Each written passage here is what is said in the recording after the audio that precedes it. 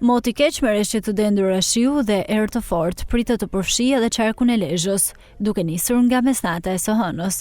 Sipas parashikimeve meteorologjike, situata mund të sjellë probleme në disa zona të ulta, ndaj strukturat e mbrojtjes civile në 3 bashki të qarkut janë vënë në gatishmëri të plotë. Strukturat po monitorojnë veçanërisht funksionimin e hidrovoreve, si dhe furnizimin me energji elektrike të popullatës, ndërsa ekipet në terren janë gati të ndërhyjnë në rast të nevoje. Jemi njoftuar se territori i qarkut ton do përfshihet nga reshje të dendura shiu. Këto reshje do shoqërohen edhe me era të forta, të cilat rrjeti amortizuar, siç ju e dini, do të na krijojë jo pak probleme në furnizimin e popullatës, pavarësisht se shumica e tyre janë me 2 linja furnizimi direkt në stacionet, edhe një pjesë janë edhe me kabla në toksorë, domethënë që nuk kanë, por prapë masat edhe gatishmëria duhet.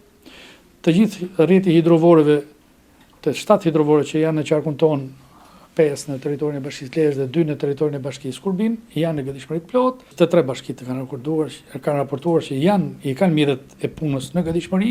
Megjithatë, ne tani patëm një takim online me qeverinë, me zonës kryeministrën, edhe ku shprehen gatishmërinë edhe forcat armatosura dhe drejtoria e bujqësisë për të mbështetur me eskavator, po tjetë nevoja, nëse është nevojshme nga Ministria e Bujqësisë, do të jenë në dispozicion të qarshve problematike.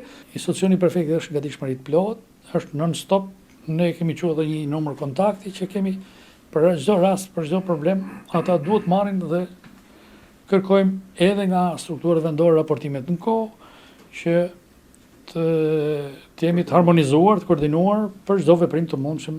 Zonat më të rrezikuara nga përmbytjet mbetet Zadrima dhe Bregu i Matës në bashkinë Lezhë, si dhe Fush Kuqja në bashkinë Kurbin.